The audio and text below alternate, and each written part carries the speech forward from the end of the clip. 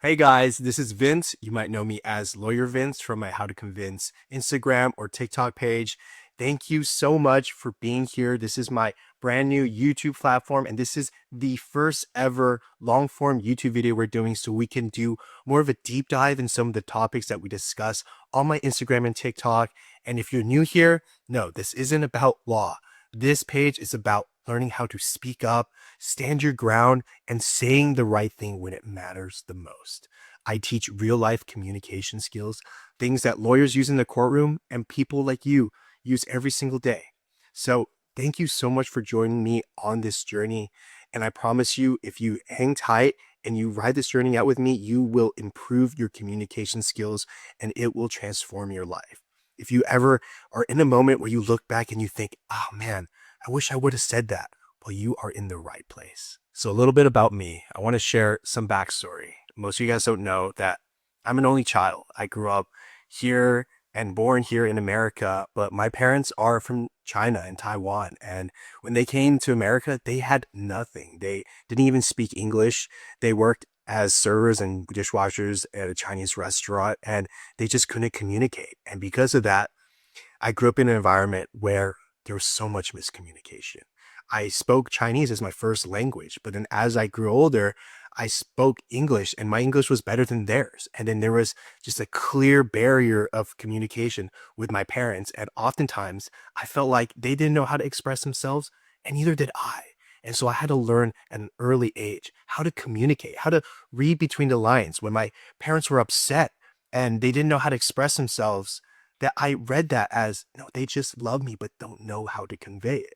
And there's so many miscues that I've learned and re-navigated and reshifted and reframed so that I could have the beautiful relationship I have with them today and grow up confident and able to speak up and stand for myself when my parents never could have done that when they were my age.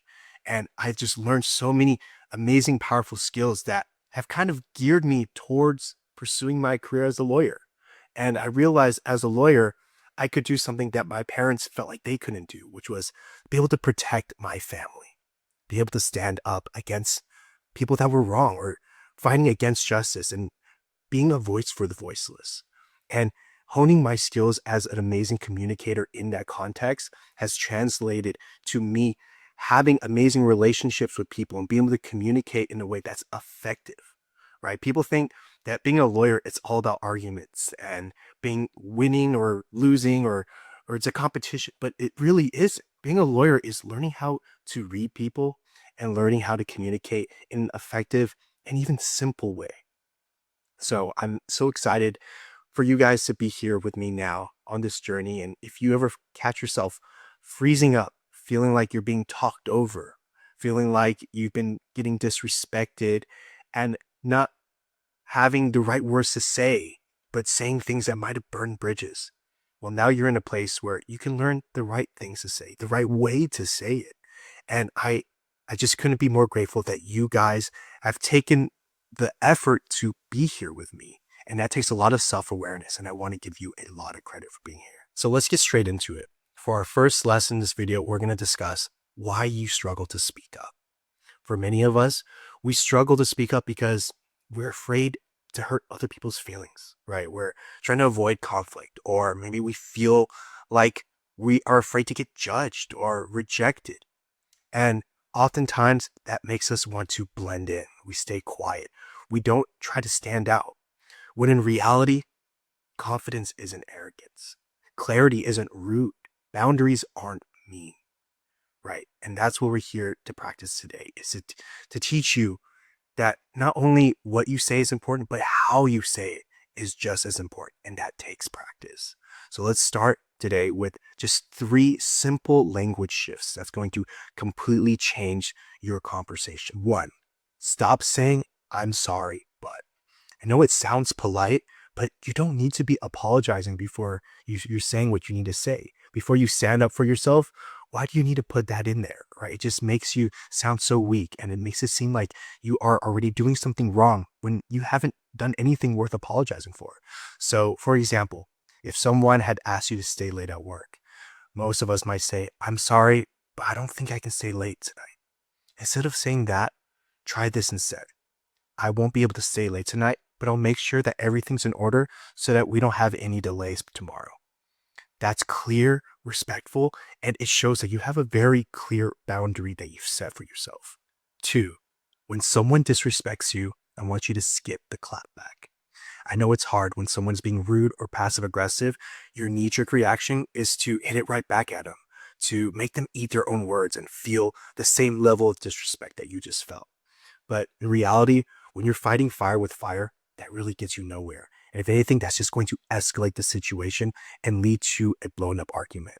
What I want you to do instead is I want you to have some emotional control and think to ask this question. What did you mean by that? This is going to give a pause in the conversation, and it allows them to either, 1, clarify, or 2, they're going to start backpedaling. They're going to start backtracking and trying to cover their own butt because they realize that they just slipped up and they said something that was hurtful. It might not even have been intentional. It might have been an accidental slip up that they might have been able to clarify. And guess what? You just avoided a whole argument.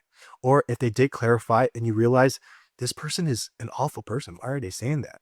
You can decide to either, 1, address it and try to rebuild on this miscommunication or this relationship that you have with this person, or just decide to move on. Go the other way.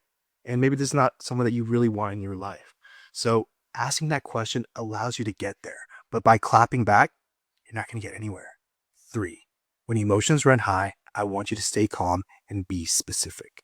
Arguments get messy really fast when you start throwing out absolutes and accusations. Phrases like, you never listen to me, or you always ignore me. Phrases like that are just going to put the other person immediately in the defensive, right? Their first thoughts are going to be, no, wait, I never ignored you then, or I actually cared about you at this point, or I actually did this. They're going to start drawing from the past to try to combat what you just said. And then all of a sudden, we're going to be having a argument about things that aren't even on topic, right? So instead of doing that, I want you to have some emotional control and try to change your language and try to be specific and name it. So when you said this, it made me feel dismissed. Can we talk about it differently? Right? When you did this, I felt like it was inconsiderate. Can we try to change this up? Calling it out and naming it specifically is what's going to give you solutions. It's not just, oh, I'm just venting here, or I'm just being emotional, right? You're being specific and you're not attacking the other person's character. That's the key. You're not attacking them. You're trying to come to a solution because you felt a certain way. And that's valid. You felt a certain way because of the way you received those words. That might not have been their intention, but that's how you took it. But once you start asking that question, you name that specific moment, that's when you're going to have some productive conversations, right? That's when we're having a conversation and it's not an argument. It's not a fight. And that allows you to protect your boundary and the relationship at the same time. So let's try that. Guys, this is just the beginning. Every single week, I'm going to be giving you guys new real-world scripts, communication tips, and mindset shifts that you can use in your everyday life. These are practical advice that you can apply at work, at home, and especially in those moments that you walk away thinking, damn, I should have said that. If this video resonated with you, please hit subscribe and also comment below a situation that you're dealing with right now that's difficult to navigate, whether that's setting a boundary against a coworker, dealing with family guilt, or trying to say something without sounding rude. Whatever it is, I want to help you handle it.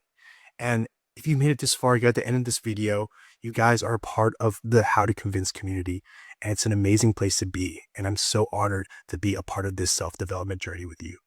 So remember, convincing others starts with convincing yourself first.